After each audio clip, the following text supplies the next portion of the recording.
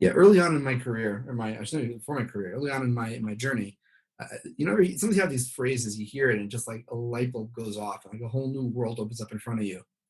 So for me, that phrase was multiple streams of income.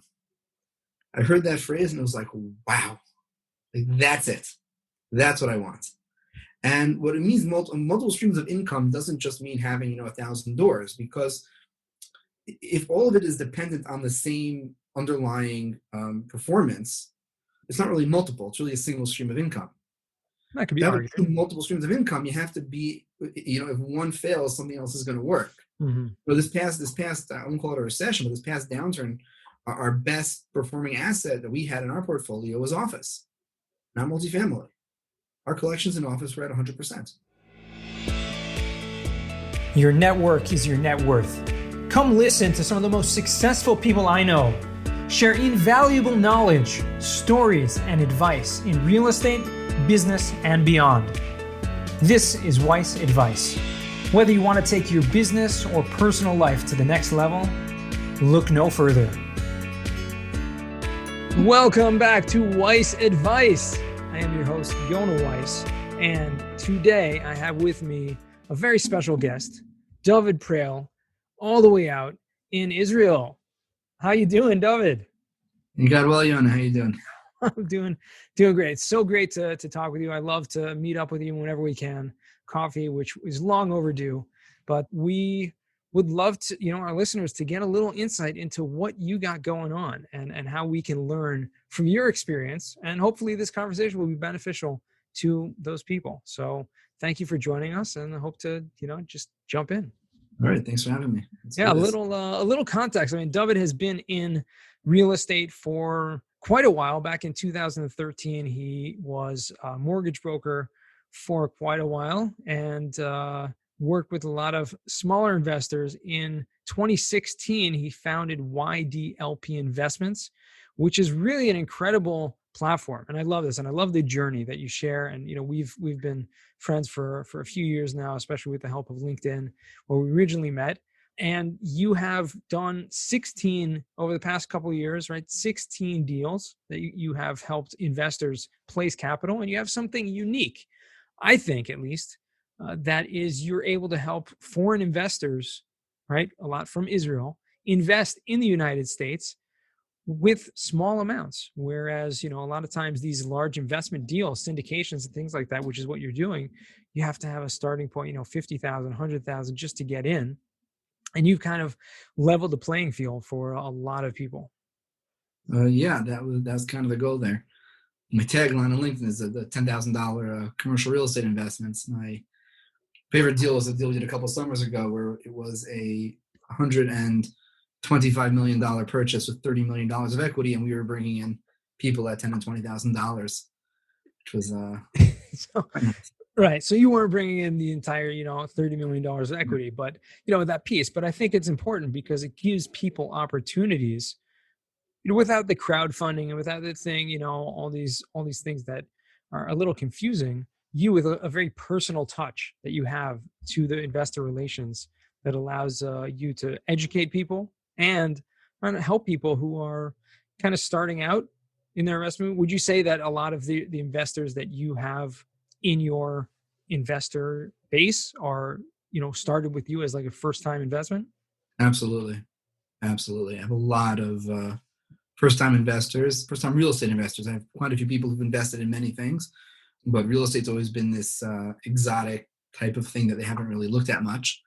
And now I think there's a lot of buzz around real estate the last couple of years, which I'm sure once there's another crash, will die out again and take time to rebuild. But there's definitely a lot of interest in real estate. And I have a lot of experienced investors and non-experienced investors who are coming into real estate for the first time.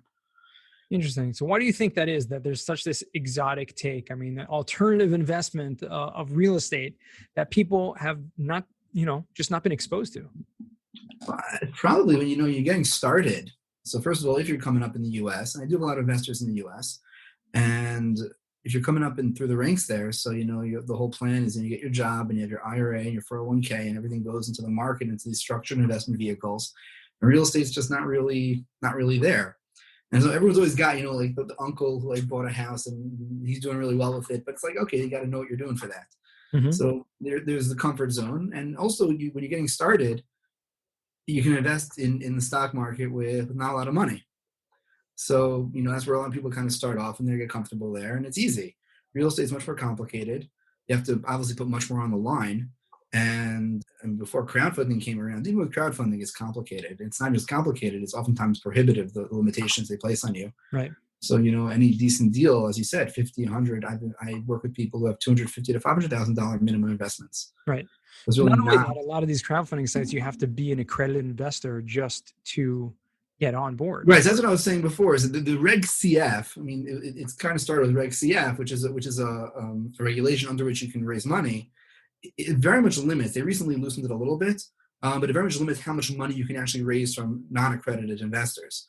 Right. So either it becomes not worthwhile to do it, or on the flip side, it's not really worthwhile for the non-accredited investor to invest because they can only put so much money in to begin with. So if you're investing, in real estate, $5,000 a year, which was the cap used to be, so it's not really going to get you very far. Right. I mean, if you're Grant Cardone and and this is what he did. He did a raise one time for non-accredited investors, so he had tons of them come in. I don't know how many hundreds of thousands come in, so he was able to raise tens of millions of dollars with these little $5,000 investments. But for the actual investor, I'm not sure how much it's doing. Right. And are you seeing, I mean, you mentioned kind of in passing that there's been some updates and some kind of leniencies to the regulations that have been, placed around crowdfunding and around raising capital in general that the SEC has spoken about. Can you talk a little bit about what has changed recently? Yeah, so there's some really interesting changes to the rules. I mean, one of them, which is they changed the limit on when a raise has been done. So once a month has gone by, you can raise again for the same underlying assets under a different regulation, which can be very helpful depending on how you want to raise your money. More importantly, I think to me the most important change they made is, and I've spent a lot of time trying to figure out exactly what that means practically, and I'll probably have to just do it myself in order to learn it, is they've allowed now for people with certain financial qualifications to be qualified as accredited. So for something like a Series 7, that requires sponsorship from a FINRA certified firm, so it's a little more complicated to get, but there's something called a Series 65, which is about a 30 to 40 hour training course, and then you can take the exam. I think even online, I saw the opportunity to take the exam online, and from what I understand, you end up as a registered investment advisor. I don't think you have to do anything else, but I don't want to certify that yet because I haven't been able to get clarity from anybody I've spoken to about this. But once you have that Series 65, you're an accredited investor. Wow. Which means now all you need to do to become an accredited investor and to have access to a lot of these opportunities out there is just spend the time getting educated. That's so interesting. There's probably limitations that come along with that, I would assume. When you become certified and you have some sort of license, like you mentioned, Series 65 license with the Securities and Exchange Commission. What does that limit you? I mean, you're now regulated by. That's a good question. I'm not sure if I were to go for it. So there's two ways that you can make money in the financial services industry. You can either make money as a broker or as an advisor. So as a broker, you make money on the deal. You make your commissions like a realtor would. And then as an investment advisor, and then as an advisor, you can charge fees. So that's one question. Would I be able, if I were to do this, so it wouldn't really affect me because a lot of the way I make my money is through management fees of the actual LLCs that I create. So I don't think it's going to have an impact on me. And the other question is, which again, I haven't been able to get clarity from people on this. And maybe someone listening to knows and they can know more than I do, and that'd be great if I can get the answer, is with the Series 7, you have to register.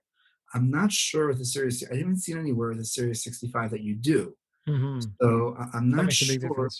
Right. So I'm not sure exactly how that would play out. I'm still kind of exploring the space. I haven't seen a lot of people talking about it yet. I've seen some buzz about it. It is relatively new. So obviously. Yeah. Just from June. Yeah. So to me, like that's the biggest opportunity is to kind of go that Series 65 route. And then, a lot of it's good financial education anyway. Right. Some of it's going to be the regulatory stuff and the rules that you're not really going to need if you're doing it just for yourself, but it's not a lot. It's not a big hurdle to get over to become accredited. Yeah. So let's back up a little bit. How did you come across real estate originally, that you found that this is, and first of all, that this is an asset class that I need to get into, I need to start investing in for myself. Okay. And then before we even get to how then you started bringing on other people to join you on the journey. Yeah, so actually it was kind of by accident. I actually started investing in the stock market it was I bought my first stock back in January 2009. That was a great time. Oh, yeah, it was a great time. Oh my gosh. I made so much money not knowing what I was doing. It was unbelievable. And so I was in the stock market for a while. I'm still in the stock market. I love the stock market. We don't need to talk about GameStop. No. And because this is going to air like in a month from now. Hopefully, someone's gonna remember GameStop by then. Okay. So I was in the stock market for a while. Then I started working. When I started working, I kind of fell into mortgages. It was a sales position, which, I mean, I'm a big believer in sales positions. You're starting off, you're trying to build your career, start off in a sales position, learn how to sell. That is an invaluable skill. So I went into mortgages and I was doing that. And I had this vision in my mind that through mortgages, I'd be able to help people out. I have this mission where I kind of want to help people with their finances. Especially a lot of people aren't informed. A lot of people don't know what opportunities are out there. So I kind of went into mortgages in that route. And I saw over time that the real way to actually make a living in mortgages is to focus on those high net worth clients. So by the time I was leaving, my last client was like an 8 million shekel mortgage, which was great. But it wasn't really what I had in mind when I started off. And it wasn't really what I enjoyed the work, but it wasn't what I had a passion for. So around that time, already half a year before that, I started shifting over into creating this investment house. And I spent a lot of time thinking about where do I want to help people place their money, because I knew there were opportunities out there. I knew there were lots of ways to invest. Mm-hmm. The stock market had its complications and its challenges. So I kind of gravitated towards real estate because it's, there's a rule I learned early on in my days in buying stocks, and that was always know where your money's coming from. You have to know what's generating your profits. What caused the crash in 2009 or 2008 is that nobody understood where the money was coming from. They had these derivatives on top of derivatives, and nobody, you lost track of where the value was. No one knew where the money was being generated. As you buy a stock, the rule, you have to understand the company, how the company works. The company is so complicated that you don't even know how they're generating money. It may not be a good buy. Mm-hmm. Real estate is simple. At its core, what it is you own an asset, it's rented out, cash flows in. Right. And you can get more complicated, and obviously operating it properly requires a lot more expertise. But the basic concept is simple enough. The asset never goes to zero. It's very solid. It's illiquid, which for a lot of non-sophisticated investors is actually a plus, because you can't just bail out on it when things go bad. And it's typically run by some very sophisticated people, depending on the type of deal you're going into. So that's why I shifted towards real estate. I tried doing something in Israel at first, but the profits here just weren't. It's really difficult. It's a really tough market here. Also, because it's totally different. I mean, a lot of our listeners are coming from the United States, obviously. So it's difficult to explain in context, right? All of the different things. I'll explain it in 1 minute, actually, if you don't mind. Mortgages yeah, go ahead. Tell me. Cost of housing. There's a very simple statistic. In the U.S., the average house costs about 2.5 years of salary. In Israel, the average house costs about 12.5 years of salary. Yeah, there you go. That drives cap rates down. Put that together with limited financing options, and it's hard to make a profit. Very limited financing options. And in terms of commercial real estate as well, it's very limited financing options. I think the only people that I know that make money in real estate in Israel are developers. Yes. And so there's a lot of demand for development and the resale, obviously, because those sale prices are so high. That's where they're making their money. Right. Well, now, then you get into the whole supply and demand thing, which is based on our social. Of course. Yeah. Anyway, but we digress. Yeah. So I tried doing something in Israel, and then once I saw that the challenges here to actually make a profit for people was too hard, I turned my attention to the U.S. and that's where we've been ever since.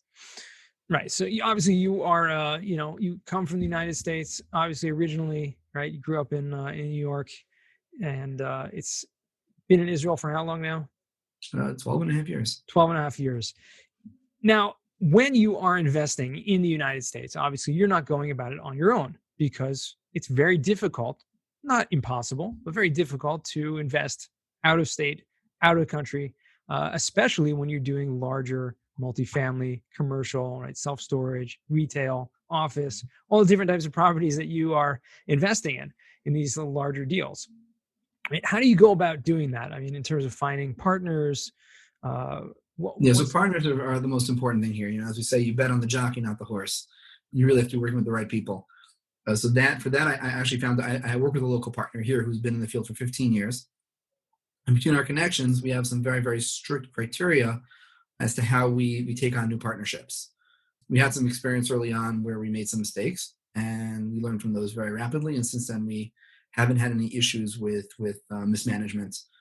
We recently had a situation come up where we were looking closely at a deal, and my partner was very taken with the deal. It's a very solid deal, and it will probably work out very well.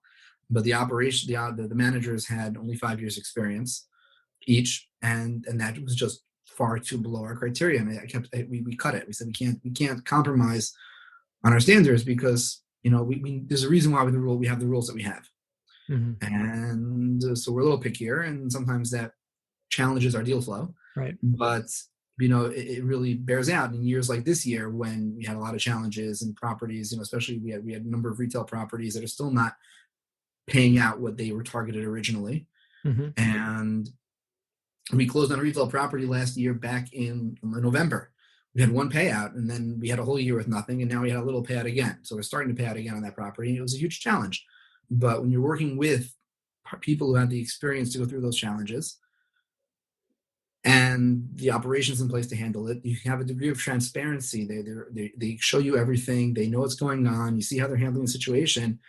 The rigor in which you bet your partners really plays out in those scenarios, in those 100%. Situations. So you got to be very careful who you work with, and that's you start slow and you build trust over time. Are there anything you can share, any of those crazy stories or some of those crazy mistakes early on that you stumbled across that you wouldn't mind sharing?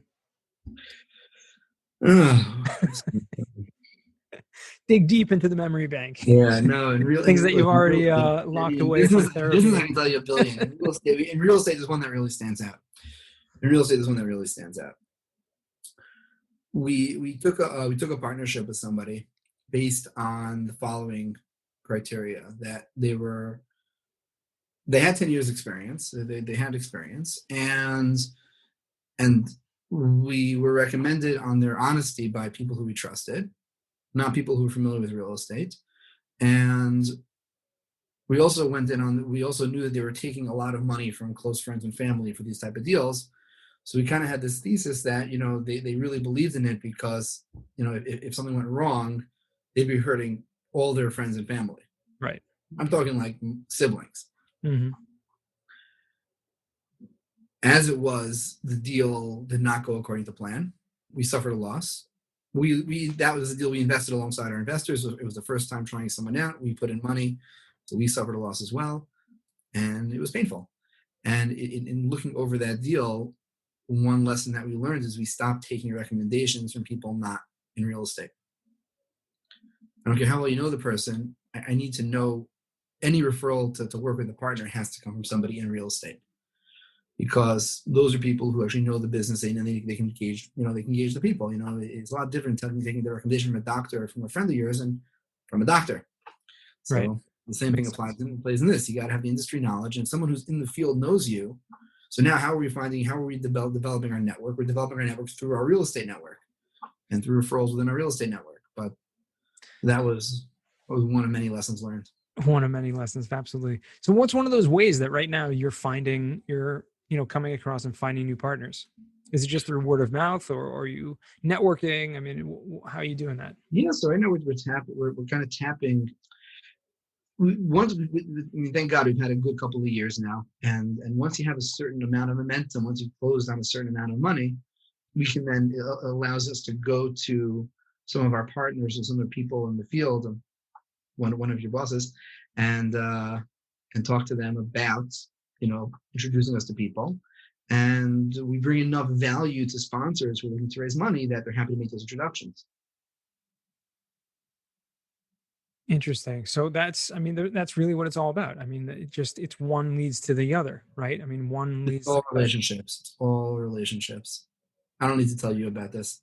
You don't need to. It's true. I definitely have a lot of experience with that.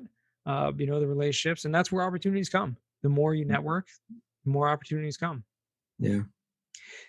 Right now, with everything that's gone on in the past year, have you reshifted your focus in terms of which type of assets you are looking to invest in the future?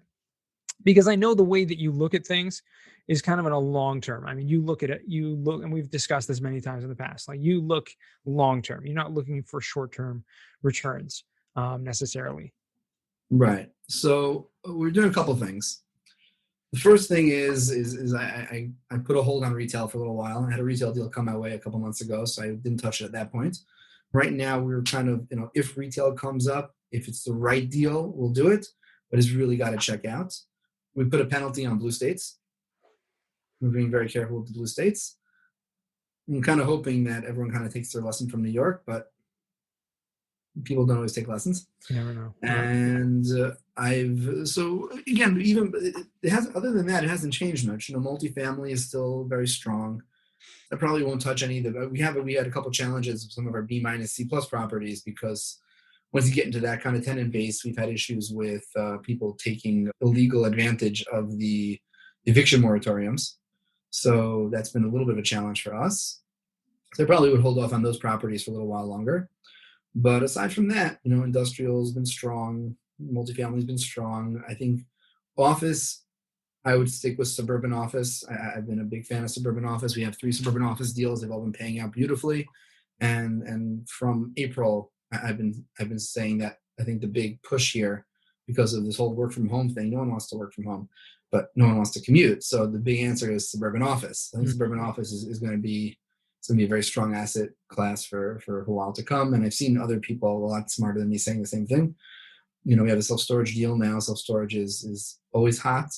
It's very, very local. You got to be very careful with it. So it's got to really make sense very locally. But where it makes sense, you're just like building gold. And I'm starting to look more into the debt markets, because I've seen from my investor base there is an interest in shorter term stuff. Some people are becoming afraid to lock up money. Mm-hmm. So with the right kind of debt deals, you can get some really nice returns with a shorter hold, with nice LTVs. And in light of all the craziness going on in America, I've started exploring other opportunities outside, kind of like a longer term thing, not to invest in immediately, but to kind of expose myself to understand the markets in other places, because opportunities are everywhere, When you say opportunities other places, you mean outside of the United States, real estate? Outside either in real estate or something else. Look, my goal is never to build. There's some people, and I'm not knocking it. It's great. People do it, and I piggyback on it. They want to build, $100 million in assets, or like 1,000 doors in their management, and build these real estate empires, and that's great. And I have all respect to them, all the power to them. My goal is to create a place where people could come and build their nest egg and build a financial future, build passive income. Real estate is a great way to do that. If I can find a way to do that with, startup investments, I would do it too. Mm-hmm. It's less predictable. I guess it's all really just a risk. I'm just throwing out a name there. My point is startup investments are way out there because of the risk involved. My point is, if there are ways to find secure investments that aren't in real estate, I'm okay with that. If the real estate's not in the US, I can find it somewhere else and it makes sense, I'm good with that too. Real estate is great. There are other opportunities out there. And given the challenges and given what's happening in the US, will the US still be a real estate powerhouse in 10 years? Probably, but is there a chance it won't be? Who knows? I don't want to be the guy who just becomes a one-trick pony who's all stuck in one place, and then all of a sudden, the world shifts and you're still, all I know is real estate in the US. Interesting. It's a very different perspective than we hear from a lot of people, and I appreciate that. Now, just to build on that for a second, if you don't mind, we're a lot of people, like you said, are focused, and they have only multifamily, only this, and one thing that I really like about you and your investment platform is that you have a lot, even within real estate, you have a lot of diversification, right? You had retail, office, multifamily, different asset classes, self-storage now. There's a lot going on there. So it's not just like, even within real estate, which you could call a one-trick pony, right? there are people that are very hyper focused. You are less so. So it makes sense in a way to even expand that further.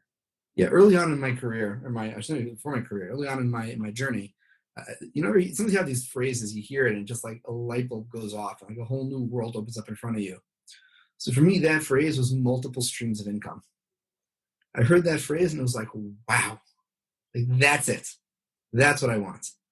And what it means, multiple streams of income doesn't just mean having 1,000 doors, because if all of it is dependent on the same underlying performance, it's not really multiple. It's really a single stream of income.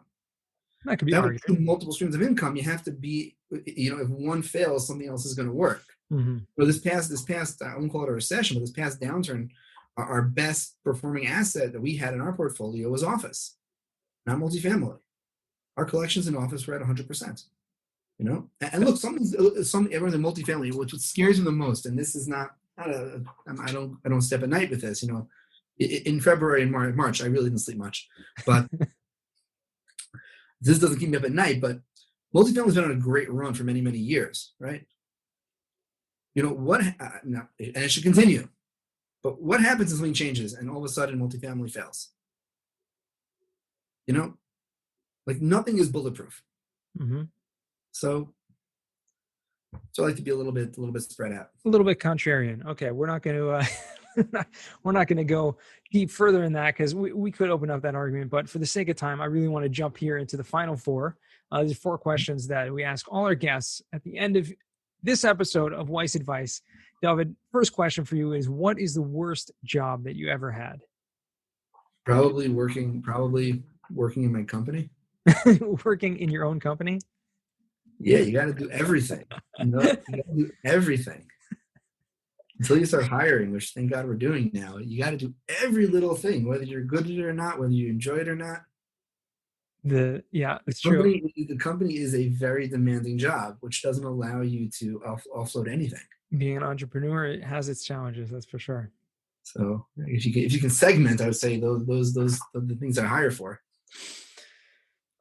I hear that. That's good. Well, I'm glad to hear that your worst job is your current job.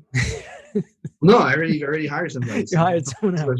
All right, but it's now on him. Yeah. What's a book you've read that's given you a paradigm shift? I can't remember the name of it right now. It was a book about stock trading, and it was all about thinking in probabilities.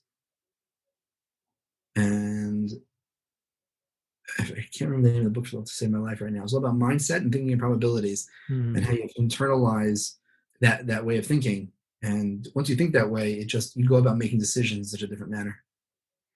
Okay, we'll have to come back to that. We'll see if we can get that in there somehow in the show notes. Once we'll follow up on that. I'll have to look it up. Yeah, we'll look it up. For third question, what is a skill or talent that you would like to learn? Like to learn. Mm-hmm. I know you've done a lot of things, and I remember a couple of years ago you started to learn coding, and you use pick that up. And I use it every day. It's incredible. What I like to learn, I guess what I'm working on now the most is to learn how to manage a team. That's kind of my most active skill right now, and so I'm working on at the moment. Well, there you go. Then that's something you should continue working on and get really good at. Yeah. Keep building it out. Fourth question, and final question is, what does success mean to you? I mean, real success is not in business. Real success is not, you can start talking about, building out companies and investing and all that great stuff. But success for me is very personal. It's very much in my religious life and in my family. And those are the key metrics of success. Amazing. Beautiful answer. And final question is, where can our listeners find you or reach out to you? All right. So I have my website, YDLP. That's Y and then a D, not a T, YDLPinvestments.com. Most of my stuff is there. I have a new podcast, Think Wealthy Podcast. That's available wherever you get your podcast, iTunes, Google, Spotify. And I hang out on LinkedIn and Bizfluence. Bizfluence. There you go. That's the second time we've had that dropped here. First one was from the man himself, Well, so thank you very much, Dovid. It's been a pleasure speaking with you as always. It really is. And Thank you. I'll have coffee sometime soon. Yeah, we definitely have to jump for a coffee one of these days. And to our listeners, thank you again for joining us. And remember, the best advice comes only when you ask. Real quick, I have one question for you. Did you like this episode? If you did, I want to ask you a huge favor. See, the biggest thing that helps this podcast grow and that will spread this message to the whole world is that if you leave a review, a rating, and subscribe to the podcast. What that does is it basically tells the platforms that this podcast is out on is that you like my stuff and I'm doing something right. So take a few seconds out of your day, hit that subscribe button, leave a rating or review. I would be extremely grateful. Also, I want to hear from you guys. So I want to hear some feedback. If you have any questions for future episodes, please find me on LinkedIn, send me a DM, a connection request, Yona Weiss, and I'd love to hear from you.